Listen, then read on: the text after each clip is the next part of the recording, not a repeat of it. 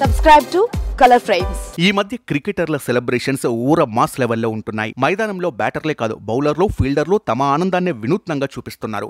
ముఖ్యంగా బౌలర్లు వికెట్ తీసిన ఆనందంలో వాళ్ళు చేసే హడావిడి మామూలుగా ఉండట్లేదు. అండర్-19 ఆసియా కప్లో ఓ బౌలర్ వికెట్ తీసిన ఆనందంలో షూతో ఫోన్ మాట్లాడుతున్నట్లుగా తన ఆనందాన్ని సెలబ్రేట్ చేసుకున్నాడు.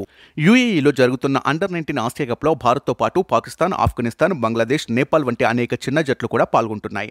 దీంతో అండర్-19 ఆసియా కప్ ఉత్కంఠగా మారుతోంది. ఆసియా కప్లో భాగంగా నేపాల్, బంగ్లాదేశ్ మధ్య జరిగిన మ్యాచ్లో ఓ బౌలర్కు సంబంధించిన వీడియో నెట్టింట వైరల్గా మారింది.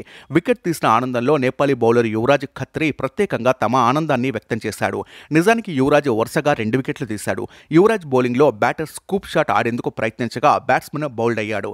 ఈ ఆనందంలో యువరాజ్ తన షూను ఫోన్గా మార్చుకొని సంబరాలు చేసుకున్నాడు. ఆ తర్వాత ఎల్బీడబ్ల్యూ రూపంలో 2వ వికెట్ను అందుకున్నాడు. ఈ వికెట్ లభించిన తర్వాత యువరాజ్ సహనం కోల్పోయి మైదానంలో చక్కర్లు కొట్టడం ప్రారంభించాడు. ఈ క్రమంలో అతని షూ వదిలై రైట్ లెగ్ స్లిప్ కావడంతో కాలు బెనికింది. దీంతో సహాయ సిబ్బంది అతన్ని భుజాలపై మోస్తూ పెవిలియన్కు తీసుకెళ్లారు. ఈ ఘటనకు సంబంధించిన వీడియో సోషల్ మీడియాలో వైరల్ అవుతోంది. ఈ మ్యాచ్లో యువరాజ్ 4 వికెట్లు తీశాడు. అయితే అతని గాయం నేపాల్ క్రికెట్ అభిమానులను ఆందోళనకు గురిచేస్తోంది.